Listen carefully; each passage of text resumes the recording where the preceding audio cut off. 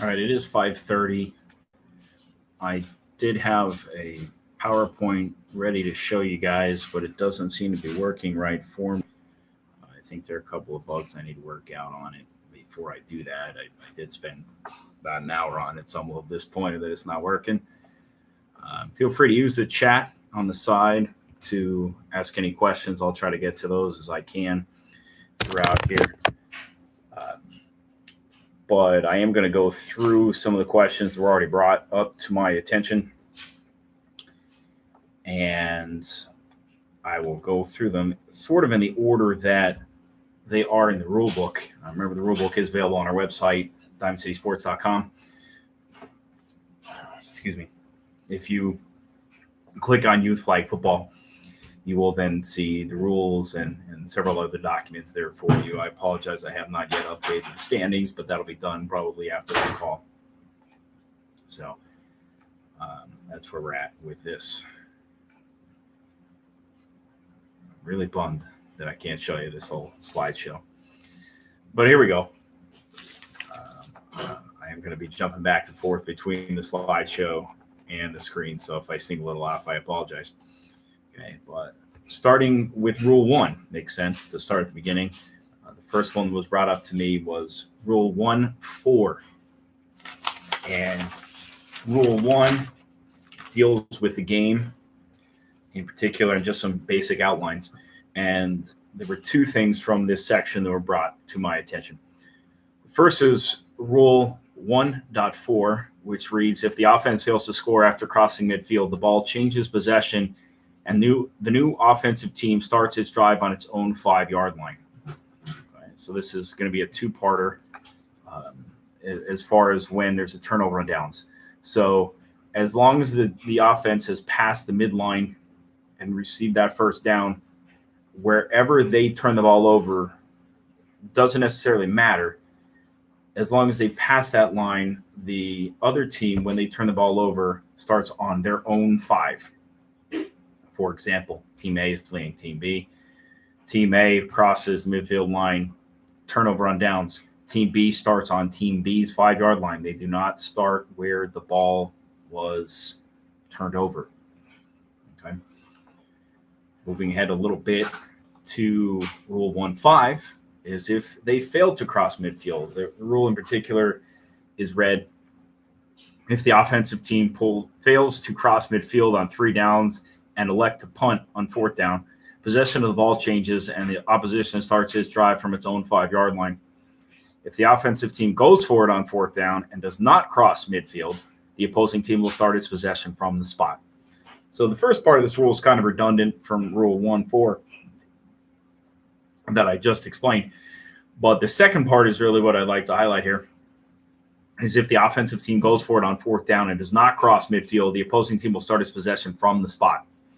So if Team A does not pass midfield, does not get that first down, Team B gets the ball from the spot. If Team A does pass midfield and a turnover on downs occurs, Team B gets the ball from their own 5-yard line. Hopefully that clears that up. And again, I'm always here for questions on this or any other rule as we go through it or at the end or any time thereafter. Moving ahead to Section 2 of the rule book. It's really just terminology, but this is something that hasn't been done as regularly as it needs to. I'm deeming this Rule 2.whistle, okay, because there are no letters or anything like that in this section. It's just terms.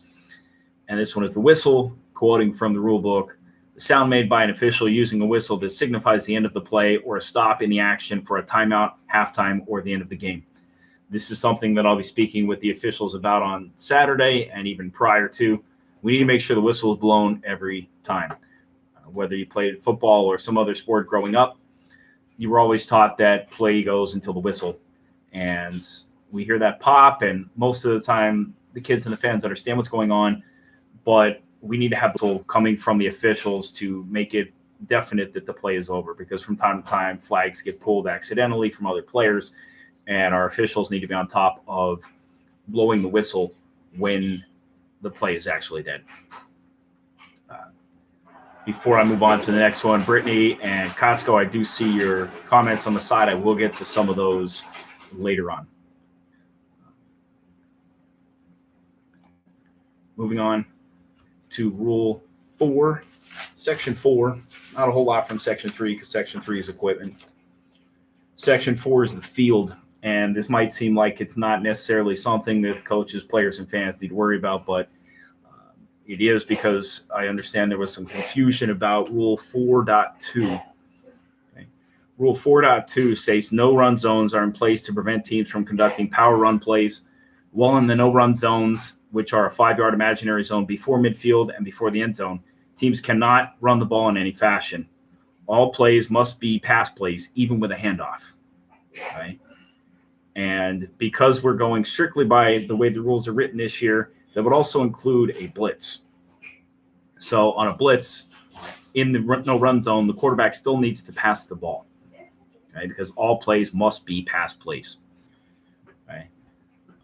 Some of the confusion that came in either the first or second week was, I guess, officials were slightly misinterpreting this rule and deeming 5 yards after midfield as a no-run zone. That is incorrect. For the offensive team, again, I'm going to go back to A and B. Team A, the only time they cannot run the ball is 5 yards before midfield and 5 yards before the end zone. Okay, the end zone that they're going into. Okay, so those are the only two zones where they cannot run the ball. 5 yards after midfield, they could run the ball. Okay, the whole purpose of this rule is to prevent power runs to get first downs or touchdowns. Not a whole lot from Section 5. Section 5 is actually probably the small section in the rule book. It only pertains to rosters. Section 6 is our next question. Section 6 is titled Timing and Overtime. The one question that I'd like to address from this section is Rule 6.1, and it is, quote, games are played on a 40-minute continuous clock with 2 20-minute halves unless one team gains a 28-point advantage, which will then end the game. I would also like to note that we modified this last part about ending the game. Clock stops only for timeouts or injuries. Okay, so it is a running clock. Question was asked if conversions are running clock. Yes, they are. The only time it is not running is when there's an injury or a timeout. Okay, so this is to keep the game moving so the kids aren't out there all day, especially in the heat, and to try to keep us on time. We were pretty good on time because we were doing better with following this, but we do need to tweak things here and there. I do want to point out that we have been still playing once games have gotten to 28 points. In each of the first 2 weeks, one game has got to more than a 28-point advantage. We did stop the scoring at that point, but we allowed the kids to play and get their full 40 minutes of action, and we just didn't allow the score to increase at that point. Section 7 is on scoring. That's a basic section. One thing that was not asked, but I would also just like to point out, any interception return on a conversion, which we did have in week 2, counts as 2 points. Okay. The next question sent to me was Rule 8, which is the section is on coaches. And I know Brittany has a question about coaches. I'll address yours, Brittany, at the end of the general conversation. So thank you for being patient with me on that. Rule 8.2.a reads that coaches, fans 15 yards off the field at all times is your responsibility to keep your fans in their designated areas. We're not asking you to be, bouncers in any way, shape, or form, but please just remind the parents to stay off of the sidelines. The rule is normally 10 yards, but due to the COVID situation, we've made it 15 yards, to keep things a little bit more safe. The only people that should be on the sidelines closer than 15 yards are coaches. And I know Brittany does have a question dealing in somewhat with that, and I will address that very shortly. Okay, so coaches, just politely ask your fans to move back if they need to. Next one is Rule 9. Rule 9 is live ball and dead ball. I'm going to review Rule 9.7. And there's many different things in Rule 7 about when the play is dead. Most of them are common, and understandable. but the one that I would like to address is, in particular, the note where it says there are no fumbles. The ball becomes a dead ball. If the ball is fumbled forward, then it will be spotted where the ball carrier lost possession. This also includes on a snap. We've been a little more lenient with this, especially with the U10 group on a snap that oftentimes goes awry. We've allowed that to go for the first couple of weeks. We're going to start enforcing that more where the ball needs to be snapped properly. So coaches, please try to practice that with your snappers during your practice time so that you can get better at that and not lose it down due to a dead ball situation. Moving on to Rule 10. Rule 10 is running, and in particular, I'm going to address Rule 10.2 from a question that was emailed to me. The parent who actually emailed me was very right in their interpretation of this, but I just want to go over this to make sure everyone understands. The rule reads, the quarterback cannot directly run with the ball. The quarterback is the offensive player who receives the snap. Now in NFL and college and kind of always has been popular in high school is a direct snap to a running back. Right? In flag football, if there's a direct flag to the running back is the quarterback, so they cannot run the ball. So to put it simply, in order to run the ball, you A, must not be in the no-run zones, as we reviewed earlier, and B, you must hand off to another player. It cannot be the person who first receives the snap. Regardless of what the position is that the coach has that person play, the person who touches the ball after the snap is considered the quarterback in youth flag football. So that person cannot run. You cannot do a direct snap to run. It must be a snap to the quarterback and then a handoff. Speaking of which, that takes us to Rule 10.4. It's listed as X in your rule sheet. But there are absolutely no laterals of any kind. Any running plays must be direct handoffs. You cannot pitch the ball. It must be handed directly to another player, from the quarterback to another player. Now, this can be done multiple times, okay, but it must be a handoff and not a pitch. Sticking with Rule 10 is Rule 10.11. There's no blocking or screening allowed at any time. Okay? So, again, this is a safety thing. Children aren't necessarily taught how to block just yet, and so that's why that rule is in place. There's one other item from Rule 10 that we need to review, and it's Rule 10.12, where it states offensive players without the ball must stop their motion once the ball has crossed the line of scrimmage. No running with the ball carrier. This is very hard to teach kids because kids want to run with their teammate. I understand that. But again, this is to minimize any injuries that could occur, blocking downfield, inadvertent blocking downfield, players running into each other downfield when they're watching the ball and not each other. So again, this is something that will remind coaches about, remind players about, but again, this is going to be something that'll take a while to learn.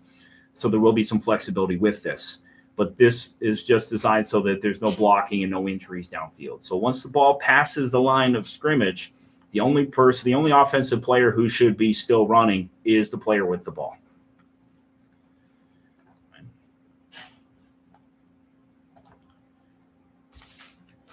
Rule 11 is passing. Didn't get any particular questions on that, but I just want to point out there is a 7-second clock, and we do have some officials, and I'll speak to all the officials to try to do a count of seconds so that the quarterback knows how long they have to get rid of the ball. If they don't get rid of the ball after that 7 seconds, the play is dead. Next question sent to me is from Rule 12. It's Rule 12.4. Rule 12 is on receiving. Rule 12.4 states, in the case of simultaneous possession by both an offensive and defensive player, possession is awarded to the offense. We actually did have this happen last Saturday, and the officials consulted and got the call right. So again, if a pass is up and the receiver goes, catches it, defender catches it at the same time, or they both control the ball at the same time, ball goes to the offense. And again, that's to prevent any sort of stripping of the ball or any tossing back and forth and, anyone getting hurt from that. It's ball goes to the offense.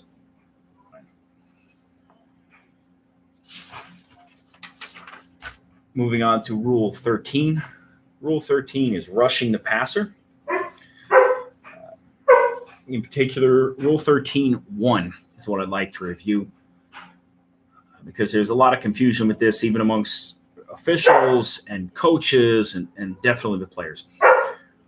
Rule 13.1 says all players who rush the passer must be a minimum of 7 yards from the line of scrimmage when the ball is snapped.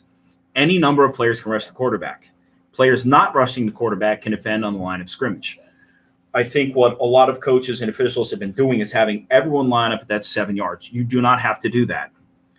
But, and this is more so on the officials, that they have to keep an eye on this. Okay, and obviously the players need to know this too, so that they're not going when they shouldn't. If the coach wants them to blitz, they must be at that 7-yard mark. If they're closer or at the line of scrimmage, they have to stay there and play defense. So basically, if they're not at that 7, they should be near or on the line of scrimmage with the player that they're guarding. Or if you're playing a zone situation, obviously that's a little bit different. But again, only people who are 7 yards or further, I don't know why you would, or further back can rush the passer or blitz. And again, we don't have to have everyone there unless the coach wants everyone eligible to blitz. That's entirely up to them. Okay, moving on to Rule 14, which is flag pulling.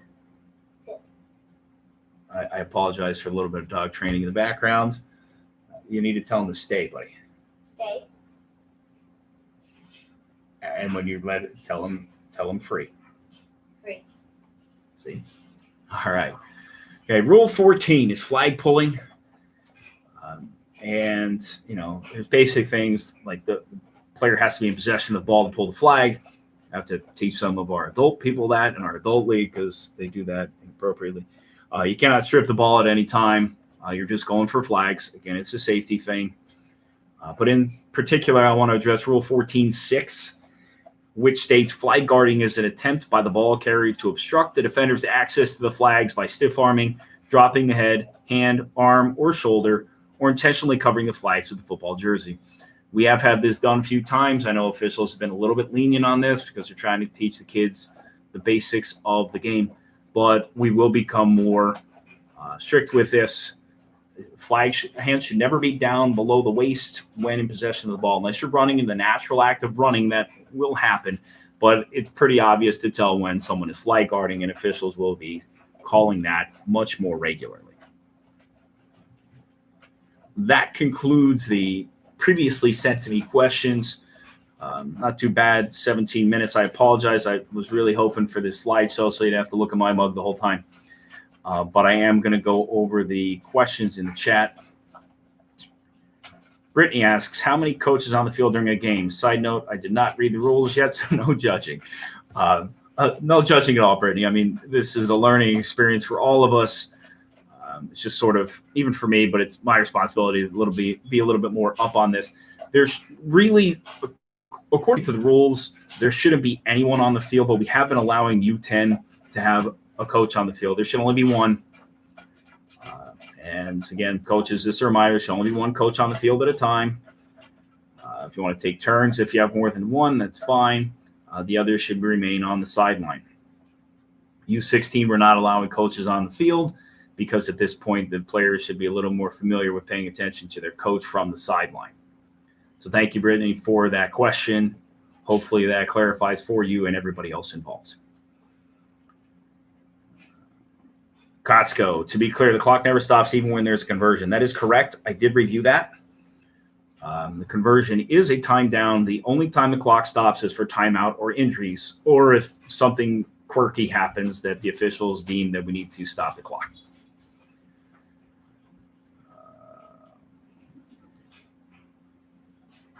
Kotsko, I'm not sure if you could maybe tell me where you're seeing there's no fake handoffs. I'm not familiar with that. But I am going to look through it as we're still here to see if I could find where you're seeing that. Perhaps it's in section 10X.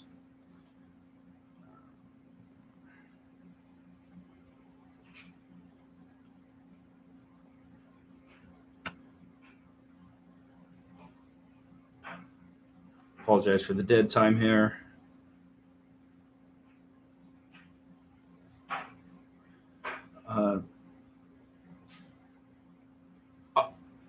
Yes, John. As far as your clarification here, you can fake handoff then run the ball. No, because that's still a run because the handoff didn't actually occur. If a handoff does not occur, they cannot run. That's the way it goes.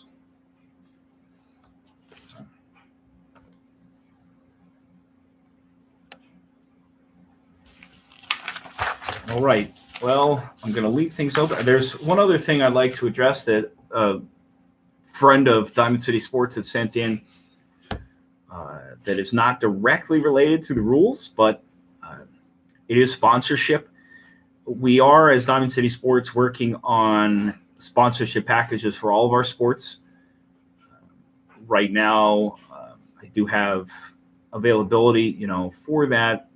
People are able to donate at any time to any of the Diamond City Sports, regardless of a sponsorship. Any donation can be done, and those are tax deductible.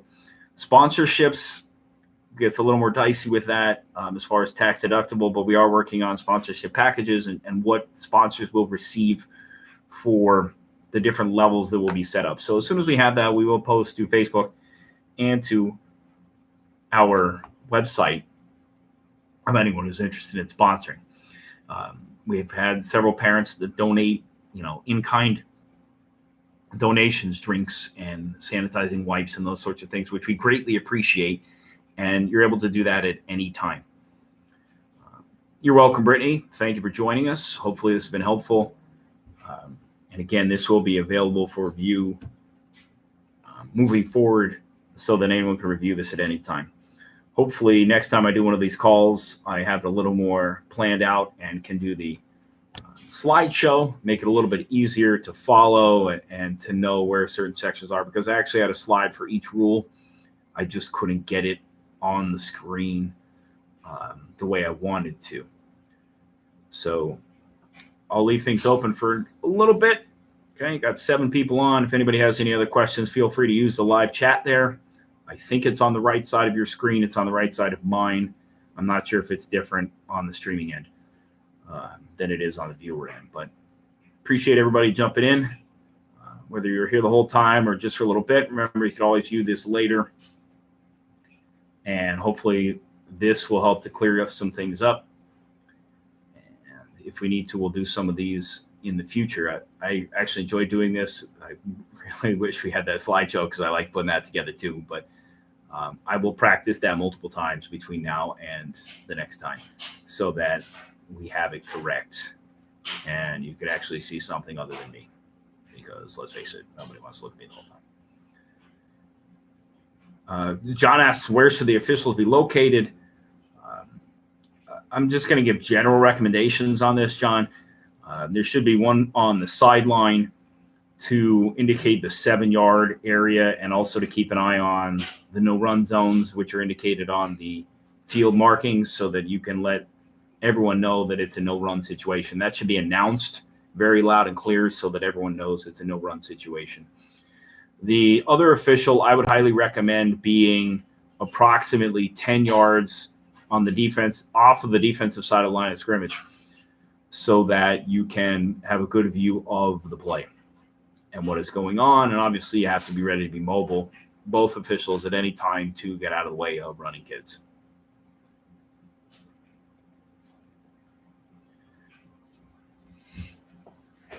I'll leave it open for probably another minute or so here. If any other questions come in, I'll take those, but I don't want to keep everybody too long, and I want to be done before 6 o'clock.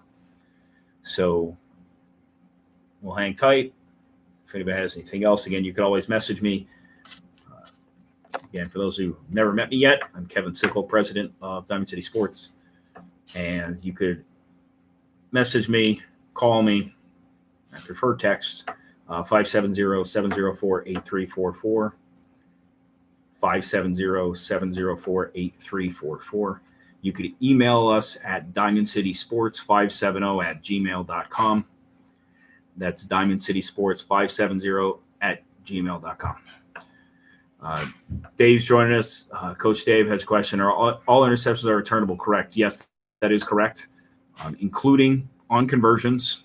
I may have, maybe not, have briefly touched on this earlier, that on a conversion, interception return, no matter whether the conversion attempt was a 1 or a 2-pointer. If the defense returns it all the way back for a quote-unquote touchdown, it counts as 2 points. But yes, all interceptions are returnable.